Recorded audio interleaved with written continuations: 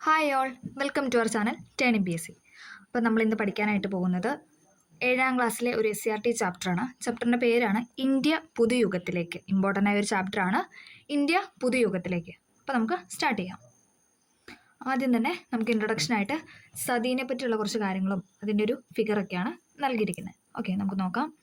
ഇന്ത്യയിൽ നിലനിന്നിരുന്ന സതി എന്ന ദുരാചാരത്തെക്കുറിച്ചാണ് മുകളിൽ വിവരിച്ചിട്ടുള്ളത്. ഇത്തരത്തിലുള്ള നിരവധി സാമൂഹിക അനാചാരങ്ങൾ ഇന്ത്യയിൽ നിലനിന്നിരുന്നത് നമുക്ക് നോക്കാം.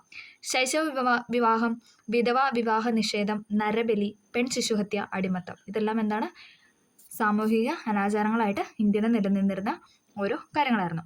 ഇത്തരം അനാചാരങ്ങൾക്കെതിരെ 19ാം നൂറ്റാണ്ടോടെ അനേകം പരിഷ്കരണ പ്രസ്ഥാനങ്ങൾ ഉയർന്നു വന്നു. യുക്തിചിന്തയും ഇംഗ്ലീഷ് വിദ്യാഭ്യാസം ഉളവാക്കിയ സാമൂഹ്യ ബോധവുമാണ് ഇതിന് പ്രേരകമായത്. അനാചാരങ്ങളോടും അന്ധവിശ്വാസങ്ങളോടുമുള്ള എതിർപ്പ്, സ്ത്രീ സ്വാതന്ത്ര്യം, വിദ്യാഭ്യാസത്തിന്റെ വ്യാപനം, ഇന്ത്യൻ സംസ്കാരത്തെക്കുറിച്ചുള്ള അഭിമാനബോധം എന്നിവ ഇതിന്റെ പൊതു സ്വഭാവങ്ങളായിരുന്നു. സാമൂഹിക അനാചാരങ്ങൾക്കെതിരെയും സാമൂഹിക ഉന്നമനത്തിനു വേണ്ടിയും പ്രവർത്തിച്ച പ്രധാന വ്യക്തികളെയും അവർ തുടക്കം കുറിച്ച പ്രസ്ഥാനങ്ങളെ നമുക്ക് പരിചയപ്പെടാം. ഓക്കെ, ആദ്യത്തെയാണ് രാജാറാം മോഹൻ റോയ്. നമ്മൾ ഇനി ഫസ്റ്റ് പരിചയപ്പെടാൻ പോകുന്നത് രാജാറാം മോഹൻ റോയ്. പാശ്ചാത്യ വിദ്യാഭ്യാസം നേടിയ രാജാറാം മോഹൻ റോയ് ഇന്ത്യയിൽ നിലനിന്നിരുന്ന പല അനാചാരങ്ങളെയും ശക്തമായി എതിർത്തു. അല്ലെ, നമുക്കറിയാം അല്ലെ, രാജാറാം മോഹൻ റോയ് ഇന്ത്യയിൽ നിലനിന്നിരുന്ന പല അനാചാരങ്ങളെ എന്താണ് ശക്തമായി എതിർത്തൊരു വ്യക്തി തന്നെയാണ്. സതി, ശൈശവ വിവാഹം എന്നീ അനാചാരങ്ങൾക്കെതിരെ ശബ്ദമുയർത്തി. ബ്രിട്ടീഷ് ഗവർണർ ജനറലായിരുന്ന വില്യം ബെന്റിക് പ്രഭു ആണ് സതി നിരോധിച്ചത്. സതി നിരോധിക്കാൻ കൂടുതൽ പ്രേരണ നൽകിയത് ആരാണ്? രാജാറാം മോഹൻ റോയ് ആയിരുന്നു. അപ്പം അദ്ദേഹത്തിന്റെ പ്രേരണ മൂലം ബ്രിട്ടീഷ് ഗവർണർ ജനറലായിരുന്ന വില്യം ബെന്റിക് പ്രഭു ആണ് എന്ത് സതി നിരോധിച്ചത്. അപ്പം ഈ വൈക്കുവാണ്. ഇതിന് പ്രധാന കാരണം രാജാറാം മോഹൻ റോയുടെ പ്രവർത്തനങ്ങളായിരുന്നു. തന്റെ ആശയങ്ങൾ പ്രചരിപ്പിക്കാനായി ബ്രഹ്മസമാജം എന്ന സംഘടന സ്ഥാപിച്ചു. അപ്പൊ ബ്രഹ്മസമാജം എന്ന സംഘടന ആരുടെയാണെന്ന് ചോദിച്ചാൽ ആരുടെയാണ്? രാജാറാം മോഹൻ റോയ്. ബ്രഹ്മസമാജത്തിലൂടെ അദ്ദേഹം അടിസ്ഥാനപരമായി എല്ലാ മതങ്ങളും ഒന്നാണെന്നുള്ള പൊതു സന്ദേശം പ്രചരിപ്പിച്ചു. അതായത് ബ്രഹ്മസമാജത്തിലൂടെ അദ്ദേഹം ചെയ്ത എന്താണ്? അടിസ്ഥാനപരമായി മതങ്ങളെല്ലാം ഒന്നാണെന്ന് അദ്ദേഹം പറഞ്ഞു വെച്ചു. ജാതി സമ്പ്രദായമാണ് ഇന്ത്യക്കാർക്കിടയിലെ അനൈക്യത്തിന്റെ ഉറവിടം. PYQ. ജാതി സമ്പ്രദായമാണ് ഇന്ത്യക്കാർക്കിടയിലെ അനൈക്യത്തിന്റെ ഉറവിടം. എപ്പോഴും തന്നെ ചോദിക്കുന്ന ഒരു ക്വസ്റ്റൻ ആണ്. ഇത് ആരുടെ വാക്കുകളാണ്? ഇതെന്ന് പറയുന്നത് രാജാറാം മോഹൻ റോയ്. ഓക്കെ, ഇന്ത്യൻ നവോത്ഥാനത്തിന്റെ പിതാവാണ് രാജാറാം മോഹൻ റോയ്. അത് നമുക്കറിയാം അല്ലെ. ഇന്ത്യൻ നവോത്ഥാനത്തിന്റെ പിതാവ് എന്നറിയപ്പെടുന്നു രാജാറാം മോഹൻ റോയ്. ഓക്കെ, അപ്പം സതി നിരോധിച്ചത് ആരാണ്? ഗവർണർ ജനറലായ വില്യം ബെന്റിക്. അത് വില്യം ബെന്റിക്കിനെ കൊണ്ട് സതി നിരോധിക്കാൻ വേണ്ടിയിട്ട് പ്രേരണ നൽകിയ വ്യക്തി ആരാണെന്ന് ചോദിച്ചാൽ രാജാറാം മോഹൻ റോയ്. പിന്നെ ബ്രഹ്മസമാജം സ്ഥാപിച്ചത് രാജാറാം മോഹൻ റോയ്. എല്ലാ മതങ്ങളും ഒന്നാണെന്നുള്ള പൊതു സന്ദേശമാണ് അദ്ദേഹം അതിലൂടെ പറഞ്ഞു വെച്ചത്. ഓക്കെ, പിന്നെ എന്താണ്? ജാതി സമ്പ്രദായമാണ് ഇന്ത്യക്കാർക്കിടയിലെ അനൈക്യത്തിന്റെ ഉറവിടമെന്ന് പറഞ്ഞു. ഇന്ത്യൻ നവോത്ഥാനത്തിന്റെ പിതാവെന്ന് അറിയപ്പെടുന്നു. ഓക്കെ, അടുത്തതാണ് സ്വാമി ദയാനന്ദ സരസ്വതി. സ്വാമി ദയാനന്ദ സരസ്വതി ജാതി വ്യവസ്ഥയും വിഗ്രഹാരാധനയും എതിർത്ത നവോത്ഥാന നായകൻ. ജാതി വ്യവസ്ഥയും വിഗ്രഹാരാധനയും എതിർത്ത നവോത്ഥാന നായകനാണ് ആരെന്ന് പറയാം? സ്വാമി ദയാനന്ദ സരസ്വതി. ഈ ലക്ഷ്യത്തിനു വേണ്ടി അദ്ദേഹം ആര്യസമാജം എന്ന സംഘടന രൂപീകരിച്ചു. ആര്യസമാജം ചോദിച്ചു കഴിഞ്ഞാൽ സ്വാമി ദയാനന്ദ സരസ്വതി, ബ്രഹ്മസമാജം രാജാറാം മോഹൻ റോയ്. വേദങ്ങളിലേക്ക് മടങ്ങുക എന്നത് അദ്ദേഹം ആഹ്വാനം ചെയ്ത ഒരു വാക്യമാണ്. വേദങ്ങളിലേക്ക് മടങ്ങുക. അപ്പം വേദങ്ങളിലേക്ക് മടങ്ങുകയുമായി ബന്ധപ്പെട്ട സാമൂഹിക നേതാവാണ് ആരെന്ന് പറയുന്നത്? സ്വാമി ദയാനന്ദ സരസ്വതി. ഓക്കെ, അടുത്തതാണ് ജ്യോതിറാവ് ഫുലെ.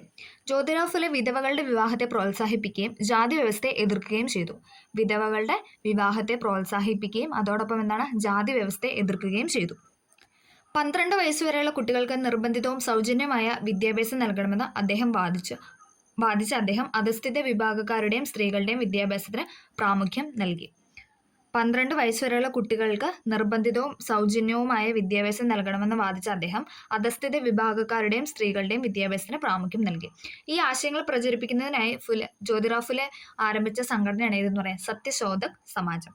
സത്യശോധക് സമാജം, ജ്യോതിറാവ് ഫുലെ. ബ്രഹ്മസമാജം രാജാറാം മോഹൻ റോയ്, ആര്യസമാജം ദയാനന്ദ സരസ്വതി. ഇനി എന്താണ്? സത്യശോധക് സമാജം സ്ഥാപിച്ചത് ജ്യോതിറാവ് ഫുലെ. ഓക്കെ, അടുത്താണ് പണ്ഡിത രമാഭായി. സ്ത്രീകളുടെ ഉന്നമനത്തിനായി ആര്യ മഹിളാ സഭ എന്ന സംഘടന സ്ഥാപിച്ചു. സ്ത്രീകളുടെ ഉന്നമനത്തിനായി ആര്യ മഹിളാ സഭ എന്ന സംഘടന സ്ഥാപിച്ചത് ജ്യോതിറാവ് ഫുലെ. സ്ത്രീകൾ അനുഭവിക്കുന്ന സാമൂഹ്യ അസമത്വങ്ങൾക്കെതിരെ പോരാടിയ വ്യക്തിയാണ് ആരെന്ന് പറയുന്നത്? പണ്ഡിത രമാഭായി എന്ന് പറയുന്നത്. സ്ത്രീകളുടെ ഉന്നമനത്തിനായി ആര്യ മഹിളാ സഭ എന്ന സംഘടന സ്ഥാപിച്ചത് പണ്ഡിത രമാഭായി ആണ്. അതോടൊപ്പം സ്ത്രീകൾ അനുഭവിക്കുന്ന സാമൂഹ്യ അസമത്വങ്ങൾക്കെതിരെ പോരാടുകയും ചെയ്തു. വിധവകളുടെ ഉന്നമനത്തിനും സ്ത്രീ വിദ്യാഭ്യാസത്തിനും വേണ്ടി അവർ പ്രവർത്തിച്ചു. വിധവകളുടെ ഉന്നമനത്തിനും സ്ത്രീ വിദ്യാഭ്യാസത്തിനും വേണ്ടിയാണ് അവർ കൂടുതലും പ്രവർത്തിച്ചത്. അടുത്ത വ്യക്തിയാണ് സർ സെയ്ദ് അഹമ്മദ് ഖാൻ. സർ സെയ്ദ് അഹമ്മദ് ഖാൻ. മുസ്ലിങ്ങൾക്കിടയിൽ ആധുനിക വിദ്യാഭ്യാസത്തിന് പ്രചാരം നൽകിയ Ahmad Khan Muhammad Anglo Oriental college സ്ഥാപിച്ചു. ഇതാണ് പിന്നീട് പ്രസിദ്ധമായ അലിഗഡ് മുസ്ലിം സർവകലാശാലയായി മാറിയത്.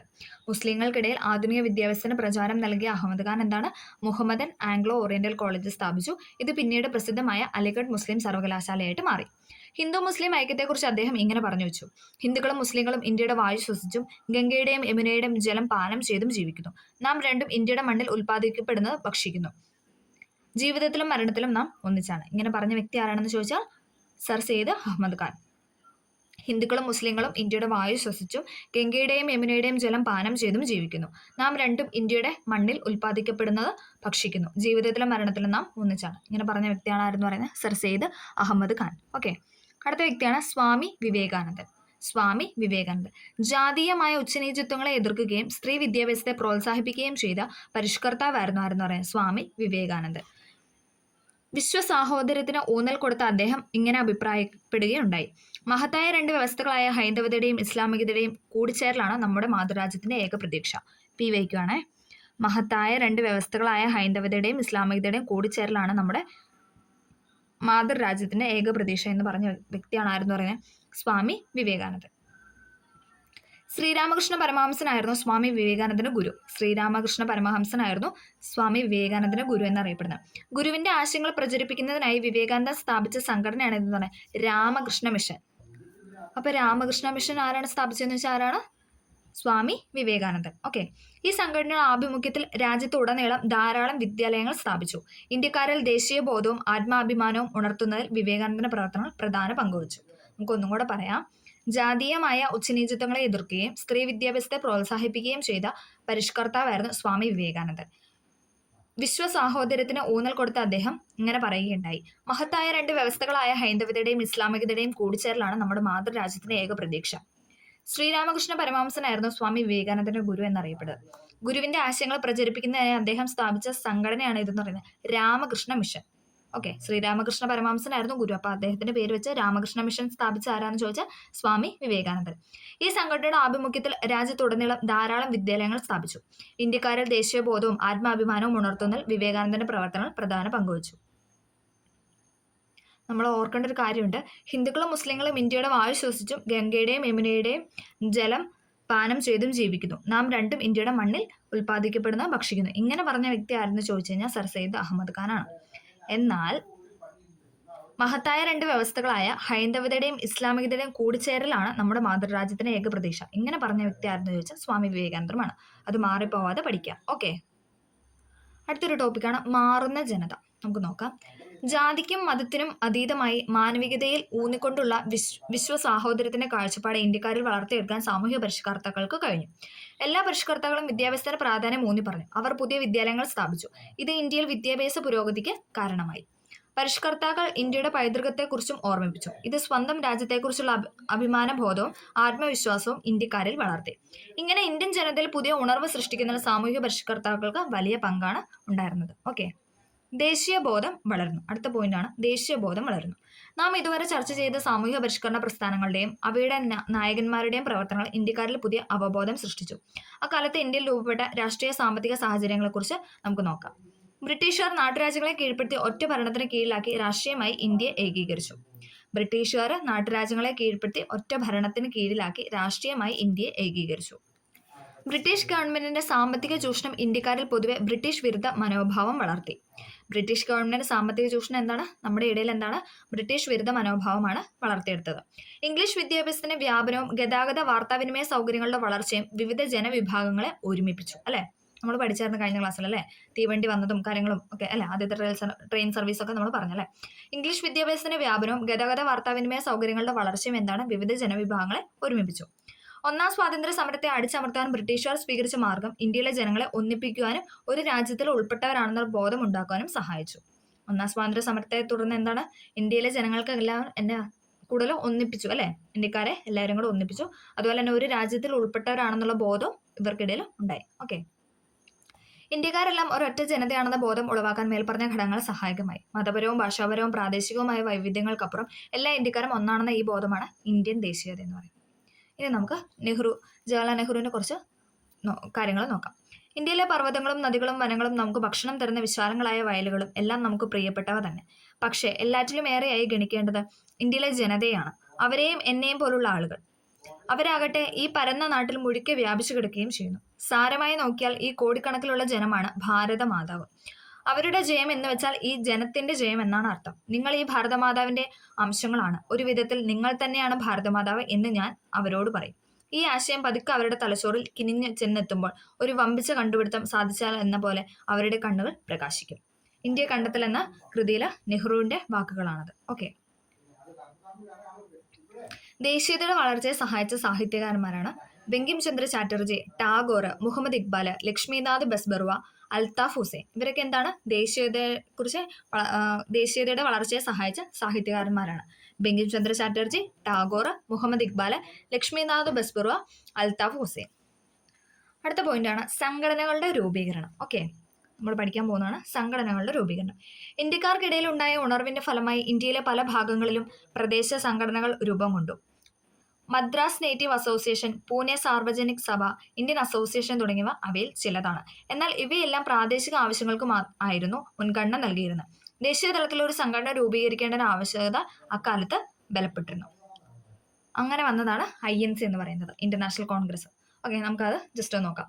ഇന്റർനാഷണൽ കോൺഗ്രസിന്റെ ഉദയം 1885 ഡിസംബർ 28 ബോംബെയിലെ തേജ്പാൽ സംസ്കൃത കോളേജിലെ വിശാലമായ ഒരു മുറി. ഇന്ത്യയുടെ വിവിധ പ്രദേശങ്ങളിൽ നിന്നുള്ള 72 പേർ ഒത്തുകൂടിയിരിക്കുന്നു. അവർ പല വേഷക്കാരും പല മതക്കാരും പല ഭാഷക്കാരുമായിരുന്നു. വ്യത്യസ്ത സംഘടനകളെ പ്രതിനിധീകരിച്ചെത്തിയ അവർ WC ബാനർജിയുടെ അധ്യക്ഷതയിൽ യോഗം ചേർന്നു. അപ്പൊ ഇതിൽ തന്നെ ഒരുപാട് പോയിന്റ്സ് നമുക്ക് കിട്ടിയില്ലേ.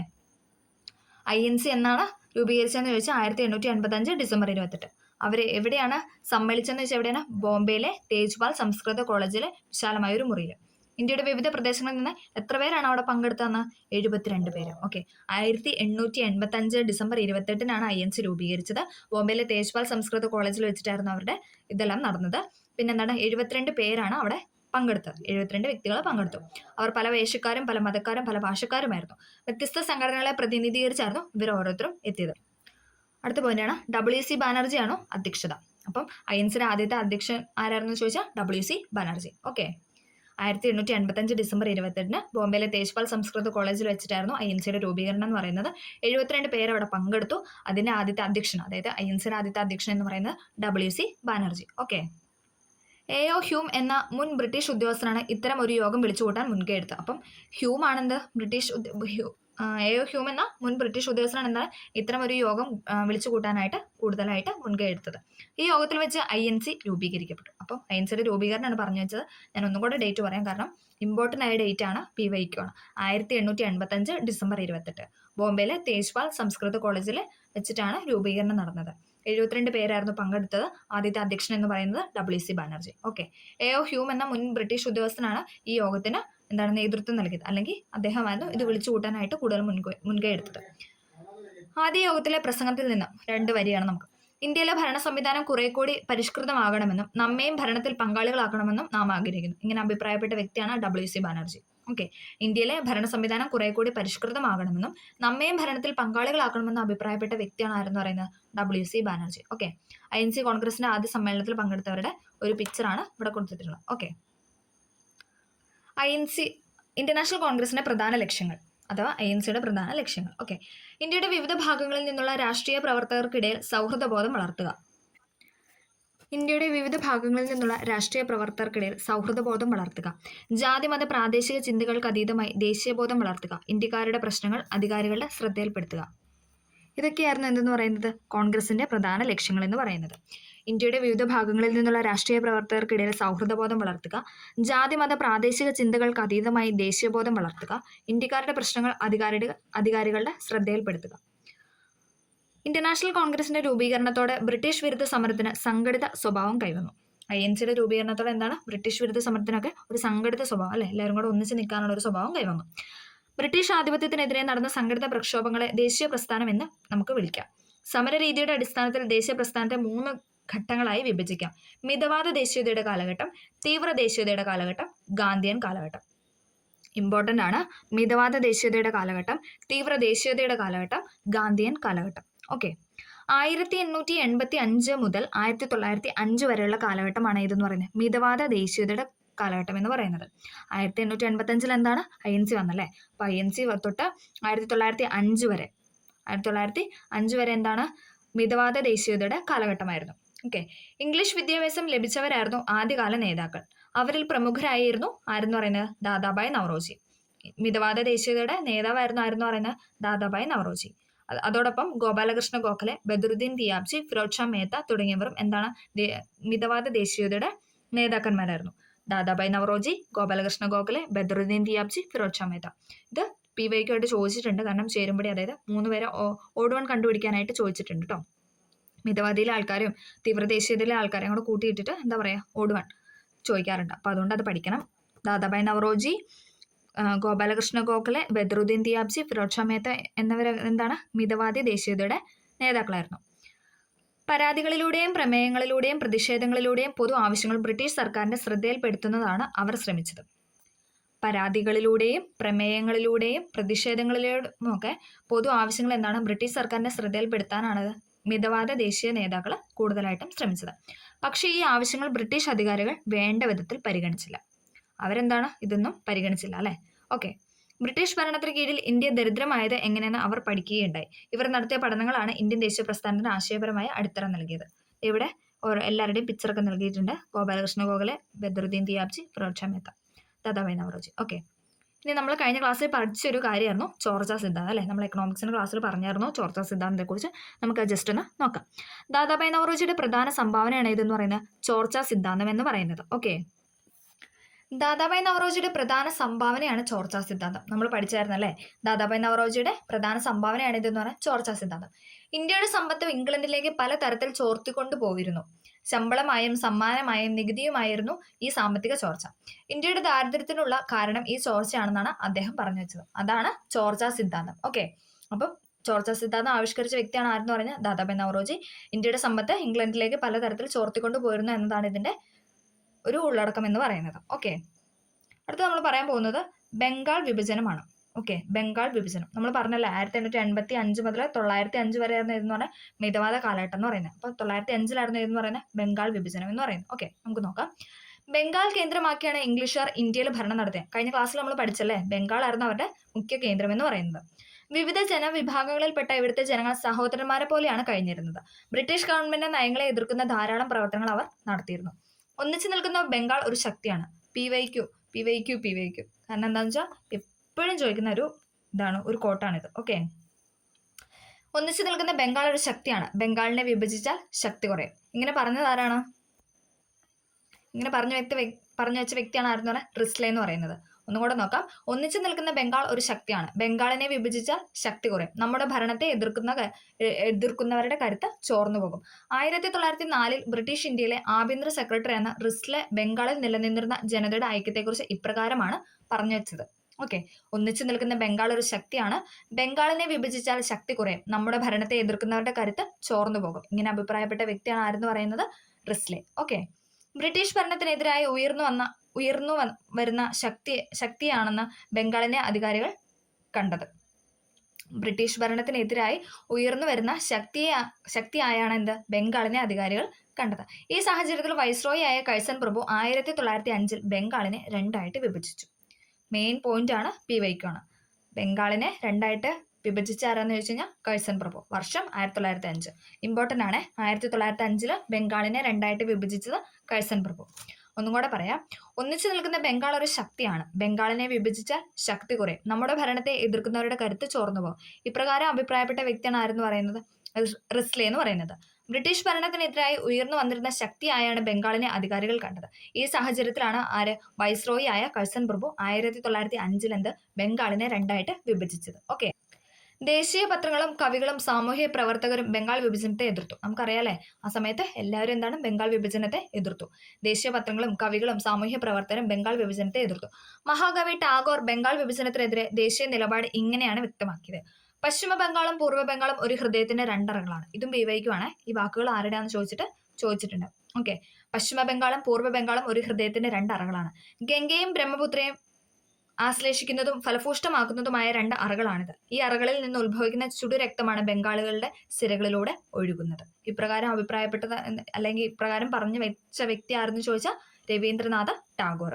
ഒന്നും കൂടെ പറയാം. പശ്ചിമ ബംഗാളും പൂർവ്വ ബംഗാളും ഒരു ഹൃദയത്തിന്റെ രണ്ട് അറകളാണ്. ഗംഗയും ബ്രഹ്മപുത്രയും ആശ്ലേഷിക്കുന്നതും ഫലഭൂഷ്ടമാക്കുന്നതുമായ രണ്ട് അറകളാണിത്. ഈ അറകളിൽ നിന്ന് ഉത്ഭവിക്കുന്ന ചുടു രക്തമാണ് ബംഗാളികളുടെ സിരകളിലൂടെ ഒഴുകുന്നത്. ഓക്കെ, ബംഗാൾ വിഭജനത്തിൽ പ്രതിഷേധിച്ചുകൊണ്ട് പറഞ്ഞ ടാഗോർ പറഞ്ഞു വെച്ച ഒരു വാക്യമാണിത്. ഓക്കെ, ബംഗാൾ ജ്വലിക്കുന്നു. നമുക്ക് നോക്കാം.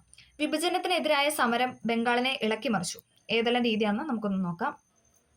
പ്രതിഷേധ യോഗങ്ങൾ സംഘടിപ്പിച്ചു, വിദേശ വസ്തുക്കൾ വിൽക്കുന്ന കടകൾ ഉപരോധിച്ചു, വിദേശ വസ്ത്രങ്ങൾ തീയിട്ട് നശിപ്പിച്ചു, സ്വദേശി ഉൽപ്പന്നങ്ങളുടെ ഉപയോഗത്തിന് പ്രേരിപ്പിച്ചു, ഇംഗ്ലീഷുകാർക്കെതിരെ പ്രകടനങ്ങളും പൊതുയോഗങ്ങളും സംഘടിപ്പിച്ചു.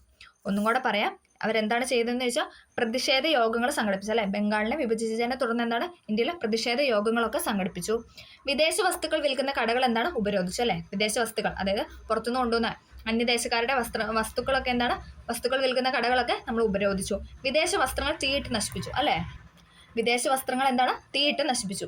സ്വദേശി ഉൽപ്പന്നങ്ങളുടെ ഉപയോഗത്തിന് പ്രേരിപ്പിച്ചു, അതായത് നമ്മുടെ ദേശത്തുള്ള, അതായത് ഇന്ത്യയിലുള്ള ഉൽപ്പന്നങ്ങളുടെ ഉപയോഗത്തിന് എന്താണ് കൂടുതലായിട്ട് പ്രേരിപ്പിച്ചു. ഇംഗ്ലീഷുകാർക്കെതിരെ പ്രകടനങ്ങളും പൊതുയോഗങ്ങളും സംഘടിപ്പിച്ചു. ഇതൊക്കെ എന്താണ് ബംഗാൾ വിഭജനത്തിനെതിരെ നടന്ന ഓരോരോ കാര്യങ്ങളായിരുന്നു. ഓക്കെ, പഞ്ചസാരയ്ക്കും വിലക്കും.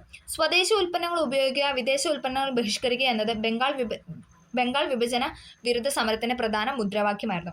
ഇപ്രകാരം വിദേശ നിർമ്മിത പഞ്ചസാര ഇട്ട ചായ നൽകി വിരുന്നുകാരെ സൽക്കരിക്കുന്ന വിവാഹങ്ങൾ ബഹിഷ്കരിക്കാൻ പോലും ആഹ്വാനം ഉണ്ടായിരുന്നു. പഞ്ചസാരയ്ക്ക് പകരം ശർക്കരയായിരുന്നു ദേശീയവാദികൾ പ്രോത്സാഹിപ്പിച്ചിരുന്നത്. ഓക്കെ, സ്വാതന്ത്ര്യം എന്റെ ജന്മാവകാശം. ഇമ്പോർട്ടൻ്റ് ആയ ഒരു പോയിന്റ് ആണല്ലേ. ഇങ്ങനെ പറഞ്ഞു വെച്ച വ്യക്തി ആരാണ്?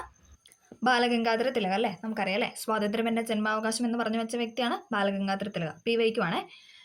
നമുക്ക് നോക്കാം. ബംഗാൾ വിഭജനവും തുടർന്നുണ്ടായ സമരങ്ങളും ദേശീയ പ്രസ്ഥാനത്തെ പുതിയൊരു ഘട്ടത്തിലേക്ക് നയിച്ചു. അപ്പോൾ 1905 നമ്മൾ പറഞ്ഞു 1885 മുതൽ 905 വരെ മിതവാദ കാലഘട്ടമായിരുന്നു അല്ലേ. അപ്പോൾ ബംഗാൾ വിഭജനത്തോടുകൂടി അത് തീർന്നു. ഇനി നെക്സ്റ്റ് എന്ന് പറയുന്നത് ഏതാണ്? തീവ്ര ദേശീയതയുടെ കാലഘട്ടമാണ്. അപ്പം 1905 അത് സ്റ്റാർട്ട് ചെയ്തു. ഓക്കെ, ബംഗാൾ വിഭജനവും തുടർന്നുണ്ടായ സമരങ്ങളും ദേശീയ പ്രസ്ഥാനത്തെ പുതിയൊരു ഘട്ടത്തിലേക്ക് നയിച്ചു. ഈ കാലഘട്ടം തീവ്ര ദേശീയതയുടെ കാലഘട്ടം എന്നാണ് അറിയപ്പെടുന്നത്. അതായത് 1905 മുതൽ എന്താണ് തീവ്ര ദേശീയതയുടെ കാലഘട്ടം സ്റ്റാർട്ട് ചെയ്തു. ബാലഗംഗാധര തിലക്, ബിപിൻ ചന്ദ്രപാല്, ലാല ലജ്പത് റായ് എന്നിവരായിരുന്നു ഇതിന്റെ പ്രധാന നേതാക്കൾ. അതായത് തീവ്ര ദേശീയതയുടെ നേതാക്കൾ എന്ന് പറയുന്നത് ലാൽ പാൽ കൂട്ടുകെട്ട് എന്നാണ് പറയുന്നത്. ലാല ലജ്പത് റായ്, ബിപിൻ ചന്ദ്രപാല്, അതേപോലെ തന്നെ ബാലഗംഗാധര തിലക്. ലാൽ പാൽ കൂട്ടുകെട്ട് എന്നാണ് ഇവർ അറിയപ്പെടുന്നത്. ഓക്കെ, തീവ്ര ദേശീയവാദികളായ ഇവരുടെ പ്രവർത്തനങ്ങൾ ദേശീയ ശ്രദ്ധ ആകർഷിക്കുകയും ജനതയെ പ്രചോദിപ്പിക്കുകയും ചെയ്തു. ബാലഗംഗാധര തിലക് തീവ്ര ദേശീയതയുടെ മുഖ്യ വക്താവായിരുന്നു. അതായത് തീവ്ര ദേശീയതയുടെ ഏറ്റവും മുഖ്യമായ വ്യക്തി എന്ന് പറയുന്നത് ആരായിരുന്നു? തിലകായിരുന്നു അല്ലെ. ബാലഗംഗാധര തിലകായിരുന്നു. ലോകമാന്യ എന്നാണ് ജനങ്ങൾ ആദരവോടെ അദ്ദേഹത്തെ വിളിച്ചത്. അതായത് ലോകമാന്യ എന്നറിയപ്പെടുന്ന വ്യക്തി ആരാണെന്ന് PYക്കായിട്ട് ചോദിച്ചിട്ടുണ്ട്. അതെന്ന് പറയുന്നത് ബാലഗംഗാധര തിലകാണ്. അദ്ദേഹം ആരംഭിച്ച 2 പത്രങ്ങളാണ് എന്ന് പറയാം, മറാത്തയും കേസരി.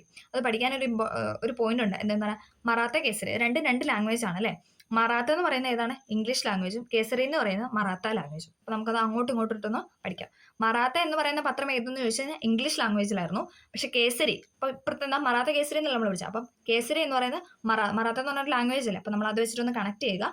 കേസരി എന്ന് പറയുന്നത് മറാത്ത ലാംഗ്വേജിലായിരുന്നു. ഒന്നും കൂടെ പറയാം, മറാത്ത എന്ന് പറയുന്നത് ഇംഗ്ലീഷ് ലാംഗ്വേജിലും കേസരി എന്ന് പറയുന്നത് മറാത്ത ലാംഗ്വേജിലും. ഓക്കെ, ഞാൻ പഠിച്ചൊരു കോഡാണ്, അല്ലെങ്കിൽ ഞാനൊന്ന് കണക്ട് ചെയ്ത് വെച്ചെങ്കിൽ ഇങ്ങനെയാണ്. ഓക്കെ, മറാത്ത ഇംഗ്ലീഷ്, കേസരി എന്ന് പറയുന്നത് മറാത്ത. ഓക്കെ, സ്വാതന്ത്ര്യം എന്റെ ജന്മാവകാശമാണ്, ഞാനത് നേടുക തന്നെ ചെയ്യും. ഇങ്ങനെ പറഞ്ഞു വെച്ച വ്യക്തിയാണ് ആരെന്ന് പറയുന്നത്? ബാലഗംഗാധര തിലക്. ഓക്കെ, എല്ലാവർക്കും ക്ലിയർ ആയെന്ന് പ്രതീക്ഷിക്കുന്നു. ഒന്നും കൂടെ പറയാം, സ്വാതന്ത്ര്യം എന്റെ ജന്മാവകാശമാണ്, ഞാനത് നേടുക തന്നെ ചെയ്യുമെന്ന് പറഞ്ഞു വെച്ച വ്യക്തിയാണ് ആരെന്ന് പറയുന്നത്? ബാലഗംഗാധര തിലക് എന്ന് പറയുന്നത്. പിന്നെ തീവ്രദേശീയയുടെ കാലഘട്ടം സ്റ്റാർട്ട് ചെയ്യുന്നത് 905, അതായത് ബംഗാൾ വിഭജനത്തിന് ശേഷമാണ്. 895 മുതൽ 905 വരെ എന്താണ് മിതവാദ ദേശീയതയുടെ കാലഘട്ടമായിരുന്നു. അതിനുശേഷം എന്താണ് തീവ്ര ദേശീയതയുടെ കാലഘട്ടം. അതിലെ മുഖ്യ നേതാവായിരുന്നു ആരെന്ന് പറയുന്നത്? ബാലഗംഗാധര തിലക്. തീവ്ര ദേശീയതയുടെ മുഖ്യ വക്താവ് അല്ലെങ്കിൽ നേതാവ് എന്ന് പറയുന്നത് ബാലഗംഗാധര തിലകായിരുന്നു. ഓക്കെ, അവരുടെ 3 പേരുടെയും പിക്ചറൊക്കെ ഇവിടെ കൊടുത്തിട്ടുണ്ട്. ഓക്കെ, സർവേന്ത്യ മുസ്ലിം ലീഗ്. നമ്മളിനടുത്ത പഠിക്കാൻ പോകുന്ന സർവേന്ത്യ മുസ്ലിം ലീഗ്. ബംഗാൾ വിഭജന വിരുദ്ധ സമര കാലഘട്ടത്തിലാണ് ഇന്ത്യയിൽ സർവേന്ത്യ മുസ്ലിം ലീഗ് രൂപം കൊണ്ടത്. 1906 ധാക്കയിൽ വെച്ച് ആഗാഖാനും നവാബ് സലീമുള്ള ഖാനും ചേർന്നാണ് സർവേന്ത്യ മുസ്ലിം ലീഗ് സ്ഥാപിച്ചത്. PYക്കുവാണ്. 1906 ധാക്കയിലാണ്. ആരൊക്കെയാണ്? ആഗാഖാനും നവാബ് സലീമുള്ള ഖാനും കൂടെ ചേർന്നിട്ടാണ് സർവേന്ത്യ മുസ്ലിം ലീഗ് സ്ഥാപിച്ചത്. 1906 ധാക്കയിൽ വെച്ച് ആഗാഖാനും നവാബ് സലീമുള്ള ഖാനും. ഓക്കെ, 3 പോയിന്റ് ഉണ്ട്. 1906 രൂപീകരിച്ചത്. എവിടെയാണെന്ന് ചോദിച്ചാൽ ധാക്കയിലാണ്. ആഗാഖാനും നവാബ് സലീമുള്ള ഖാനും ചേർന്നിട്ടാണ് ഈ സംഘടന രൂപീകരിച്ചത്. ഓക്കെ, ക്ലിയർ ആയെന്ന് പ്രതീക്ഷിക്കുന്നു. അടുത്താണ് സൂററ്റ് പിളർപ്പ്. ഓക്കെ, ബംഗാൾ വിഭജന വിരുദ്ധ സമരങ്ങളുമായി ബന്ധപ്പെട്ട് ദേശീയ പ്രക്ഷോഭം ശക്തിപ്പെട്ടിരുന്നു. ഈ കാലഘട്ടത്തിൽ ഐ എൻ സിക്ക് അകത്ത് എന്താണ് മിതവാദികളും തീവ്രവാദികളും തമ്മിൽ അഭിപ്രായ വ്യത്യാസം വർദ്ധിച്ചു വന്നു. മിതവാദികൾ എന്താ ഈ പ്രമേയം അല്ലെങ്കിൽ എന്തെങ്കിലും പരാതിയൊക്കെ നൽകിയിട്ട് അത് എങ്ങനെയും സോൾവ് ചെയ്യാന്നായിരുന്നു. പക്ഷെ തീവ്രദേശികൾ അങ്ങനെയല്ലായിരുന്നു കണ്ടിരുന്നത് അല്ലെ. അവർക്ക് എങ്ങനെയും പെട്ടെന്ന് അതിന്റെ ഒരു ഇത് കിട്ടണം എന്നുള്ള രീതിയിലായിരുന്നു. അപ്പൊ അതുകൊണ്ട് തന്നെ രണ്ടുപേരുടെയും അല്ലെങ്കിൽ രണ്ട് സെറ്റ് ഓഫ് ആൾക്കാരുടെയും ഇതെന്ന് പറയുന്നത് തന്നെ രണ്ട് രീതിയിലായിരുന്നു അല്ലെ. അതുകൊണ്ട് തന്നെയാണ് അവിടെ ഒരു പ്രക്ഷോഭം ഉണ്ടായത്. ഓക്കെ, 1907 കോൺഗ്രസിന്റെ അഖിലേന്ത്യാ സമ്മേളനം സൂററ്റിലാണ് നടന്നത്. 1907 INCയുടെ എല്ലാ വർഷവും സമ്മേളനം ഉണ്ടല്ലേ. അപ്പം 1907 നടന്ന സമ്മേളനം എവിടെയാണെന്ന് ചോദിച്ചാൽ സൂററ്റിലായിരുന്നു. സമ്മേളനത്തിൽ കോൺഗ്രസ് പിളരുകയും ദേശീയ പ്രസ്ഥാനത്തിന്റെ പ്രവർത്തനം താൽക്കാലികമായി ദുർബലപ്പെടുകയും സമ്മേളനത്തിൽ കോൺഗ്രസ് പിളരുകയും അതേ തുടർന്ന് ദേശീയ പ്രസ്ഥാനത്തിന്റെ പ്രവർത്തനം താൽക്കാലികമായി ദുർബലപ്പെടുകയും ചെയ്തു. അപ്പം സൂററ്റ് പിളർപ്പ് എന്നാ ഉണ്ടായെന്ന് ചോദിച്ചു കഴിഞ്ഞാൽ 1907 ഓക്കെ. ബംഗാൾ വിഭജന വിരുദ്ധ സമരങ്ങളുമായി ബന്ധപ്പെട്ട് ദേശീയ പ്രക്ഷോഭം ശക്തിപ്പെട്ടു. ഈ കാലഘട്ടത്തിൽ എന്താണ് INCക്കകത്ത് മിതവാദികളും തീവ്രവാദികളും തമ്മിലുള്ള അഭിപ്രായ വ്യത്യാസം കൂടുതൽ വർദ്ധിച്ചു. 1907 കോൺഗ്രസിന്റെ അഖിലേന്ത്യാ സമ്മേളനം നടന്നത് സൂററ്റിലായിരുന്നു. അതുകൊണ്ടാണ് അതിനെ നമ്മൾ സൂററ്റ് പിളർപ്പ് എന്ന് പറയുന്നത്. ഓക്കെ, അടുത്തതാണ് ഹോം റൂൾ പ്രസ്ഥാനങ്ങൾ. ഓക്കെ, ഇമ്പോർട്ടൻ്റ് ആണ്. അടുത്താണ് ഹോം റൂൾ പ്രസ്ഥാനങ്ങൾ. ഒന്നാം ലോക യുദ്ധാനന്തരം ഇന്ത്യക്ക് സ്വയംഭരണം നൽകുമെന്ന പ്രതീക്ഷയിൽ കോൺഗ്രസ് യുദ്ധത്തിൽ ബ്രിട്ടനെ പിന്തുണച്ചു അല്ലെ. നമ്മൾ എന്താ ചെയ്തേ? ഒന്നാം ലോക യുദ്ധാനന്തരം എന്താണ് ഇന്ത്യക്ക് സ്വയംഭരണം അല്ലെ, ഇന്ത്യക്ക് സ്വന്തമായിട്ടൊരു ഭരണം എന്നുള്ള രീതിയിലോട്ട് വരുമെന്ന ഉള്ള പ്രതീക്ഷയിൽ എന്താ ചെയ്തേ? കോൺഗ്രസ് ബ്രിട്ടനെ പിന്തുണച്ചു. ഈ സമയത്ത് ഇന്ത്യൻ ദേശീയ പ്രസ്ഥാനത്തെ സജീവമാക്കി നിലനിർത്തിയത് ബാലഗംഗാധര തിലകും ആനി ബസന്റും ആരംഭിച്ച ഹോം റൂൾ പ്രസ്ഥാനമായിരുന്നു. നമുക്ക് നോക്കാം. ഇന്ത്യൻ സംസ്കാരത്തിൽ ആകൃഷ്ടയായ 1893 ഇന്ത്യൻ പൗരത്വം സ്വീകരിച്ച ഐറിഷ് വനിതയാണ് ആരെന്ന് പറയുന്നത്? ആനി ബസന്റ് എന്ന് പറയുന്നത്. PYQ എന്നാണ് സ്വീകരിച്ചതെന്നൊക്കെ ചോദിച്ചിട്ടുണ്ട്. പൗരത്വം സ്വീകരിച്ച വർഷമൊക്കെ ചോദിച്ചിട്ടുണ്ട്. അപ്പം അത് പഠിക്കണം. ഇന്ത്യൻ സംസ്കാരത്തിൽ ആകൃഷ്ടയായിട്ട് 1893 എന്ത് ഇന്ത്യൻ പൗരത്വം ആനി ബസന്റ് സ്വീകരിച്ചത്. അദ്ദേഹം ഒരു ഐറിഷ് വനിതയായിരുന്നു. ഓക്കെ, 1916 ഹോം റൂൾ പ്രസ്ഥാനം ആരംഭിച്ചു. 1916 ഹോം റൂൾ പ്രസ്ഥാനം ആരംഭിച്ചത്. 1893 എന്ത് പൗരത്വം സ്വീകരിച്ചത്. ഓക്കെ, അടുത്താണ് ലക്നൗ സന്ധി. ഹോം റൂൾ പ്രസ്ഥാനം സജീവമായി നിലനിൽക്കുന്ന സമയത്താണ് 1916 INCയുടെ ലക്നൗ സമ്മേളനം നടന്നത്. സൂററ്റ് സമ്മേളനത്തിൽ വഴിപിരിഞ്ഞു പോയ മിതവാദികളും തീവ്ര ദേശീയവാദികളും ഒന്നിച്ച് പ്രവർത്തിക്കാൻ തീരുമാനിച്ചു. അപ്പം നമ്മൾ പറഞ്ഞല്ലേ സൂററ്റ് പിളർപ്പ് 1907 എന്ന് പറഞ്ഞു. ദെൻ 1916 ആയപ്പോൾ എന്താണ് ഇവര് പിന്നെയും ഒന്നിച്ചു. ഓക്കെ, ലക്നൗ സന്ധിയിലൂടെയാണ്, അതായത് ലക്നൗ സമ്മേളനത്തിൽ വെച്ചിട്ടാണ് അവർ ഒന്നിക്കുന്നത്. കൂടാതെ സർവേന്ത്യ മുസ്ലിം ലീഗുമായി സഹകരിച്ച് ബ്രിട്ടീഷ് വിരുദ്ധ സമരങ്ങൾ സംഘടിപ്പിക്കാനും തീരുമാനിച്ചു. നമ്മൾ പറഞ്ഞല്ലേ ആഗാഖാനും സലീമുള്ള ഖാനും കൂടെ ചേർന്നിട്ടായിരുന്നു സർവേന്ത്യ മുസ്ലിം ലീഗ് സ്ഥാപിച്ചത്. അപ്പോൾ അവരുടെയൊക്കെ കൂടിയിട്ട് എന്താണ് സഹകരിച്ച് ബ്രിട്ടീഷ് വിരുദ്ധ സമരങ്ങൾ സംഘടിപ്പിക്കാനായിട്ട് ഇവർ തീരുമാനിച്ചു. ഇന്ത്യൻ ദേശീയ പ്രക്ഷോഭത്തിന്റെ ഗതിയെ സ്വാധീനിച്ച ബംഗാൾ വിഭജനം എന്ന വിഷയത്തെ അടിസ്ഥാനമാക്കി ഒരു സെമിനാർ പേപ്പർ തയ്യാറാക്കുക. അത് കുട്ടികൾക്ക് കൊടുത്തൊരു ടാസ്ക് ആണ്. ഓക്കെ, നമുക്ക് നെക്സ്റ്റ് നോക്കാം. ഇനി ചാപ്റ്ററിന്റെ സംഗ്രഹമാണ് കൊടുത്തിരിക്കുന്നത് അല്ലേ. മൊത്തത്തിൽ ഒന്ന് പറഞ്ഞ് വെച്ചിരിക്കുകയാണ്. ലാസ്റ്റായിട്ട് നമ്മൾ ആദ്യം പറഞ്ഞു വെച്ചാൽ നവോത്ഥാനത്തെ പറ്റിയായിരുന്നു അല്ലേ. രാജാറാം മോഹൻ റോയ്, അങ്ങനെ ഒരു സ്വാമി ദയാനന്ദ സരസ്വതി. രാജാറാം മോഹൻ റോയ് സ്ഥാപിച്ച ഏതായിരുന്നു? ബ്രഹ്മസമാജം. ദയാനന്ദ സരസ്വതി ആണെങ്കിൽ ഏതായിരുന്നു? ആര്യ സമാജം. പിന്നെ ജ്യോതിറാവ് ഫുലെയാണ് സത്യശോധക് സമാജം. പണ്ഡിത് രമാഭായിയുടെ ആയിരുന്നു എന്തെന്ന് പറയുന്നത്? ആര്യ മഹിളാ സഭ. സർ സെയ്ദ് അഹമ്മദ് ഖാൻ എന്താണ് സ്ഥാപിച്ച? മുഹമ്മദൻ ആംഗ്ലോ ഓറിയന്റൽ കോളേജ് അല്ലേ. ഇതൊക്കെയായിരുന്നു നമ്മൾ ആദ്യം പഠിച്ചല്ലേ. അപ്പോൾ ഇതിനെ പറ്റിയൊക്കെയായിരുന്നു സംഗ്രഹമായിട്ട് ലാസ്റ്റ് കൊടുത്തിരിക്കുന്നത്. സ്വാമി വിവേകാനന്ദന്റെ ഏതായിരുന്നു ഇതെന്ന് പറയുന്നത്? രാമകൃഷ്ണ മിഷൻ. അത് സ്ഥാപിച്ച ആരാ അല്ലെങ്കിൽ അതിന്റെ സംഘടന രൂപീകരിച്ച ആരാന്ന് വെച്ചാൽ സ്വാമി വിവേകാനന്ദൻ. ഓക്കെ, പിന്നെ നമ്മൾ ദേശീയബോധത്തിനെ പറ്റിയും പിന്നെ നെഹ്റു പറഞ്ഞ കോട്ടും കാര്യങ്ങളൊക്കെയാണ് നമ്മൾ പഠിച്ചത്. പിന്നെ INCയുടെ രൂപീകരണമാണ് പഠിച്ചത്. അത് വെരി ഇമ്പോർട്ടൻ്റ് ആണ്. 1885 ഡിസംബർ 28 ബോംബെയിലെ തേജ്പാൽ സംസ്കൃത കോളേജിലെ വിശാലമായ മുറിയിൽ വെച്ചിട്ട് 72 പേര് ഒത്തുകൂടിയിട്ടാണ് എന്തെന്ന് പറയാം INCയുടെ രൂപീകരണം എന്ന് പറയുന്നത്. WC ബാനർജി ആയിരുന്നു അധ്യക്ഷത വഹിച്ചതെന്ന് പറയുന്നത്. പിന്നെന്താണ് നമ്മൾ പഠിച്ചത്? പിന്നെ നമ്മൾ ചോർച്ച സിദ്ധാന്തത്തെക്കുറിച്ച് പറഞ്ഞു. പിന്നെ തീവ്ര ദേശീയതയും മിതവാദി ദേശീയത കാലഘട്ടത്തിനെ കുറിച്ച് പറഞ്ഞു. ബംഗാൾ വിഭജനത്തെക്കുറിച്ച് പറഞ്ഞു. 1905 ബംഗാൾ രണ്ടായിട്ട് വിഭജിച്ച ആരായിരുന്നു? കഴ്സൺ പ്രഭു അല്ലേ. അപ്പോൾ നമ്മൾ ഇത്രയും കാര്യങ്ങളാണ് ഈ ചാപ്റ്ററിൽ നിന്ന് പഠിച്ചത്. അപ്പോൾ എല്ലാവർക്കും ഇത് ക്ലിയർ ആയി അല്ലെങ്കിൽ ഇഷ്ടമായി എന്ന് പ്രതീക്ഷിക്കുന്നു. പഠിക്കാൻ പറ്റിയെന്ന് കരുതുന്നു. അപ്പോൾ എന്തെങ്കിലും ഡൗട്ടോ കാര്യങ്ങളോ ഉണ്ടെങ്കിൽ കമൻറ്റ് ചെയ്യുക. പിന്നെ ഇഷ്ടപ്പെട്ടാൽ തീർച്ചയായും ലൈക്ക് ചെയ്ത് സപ്പോർട്ട് ചെയ്യണം. Okay, thank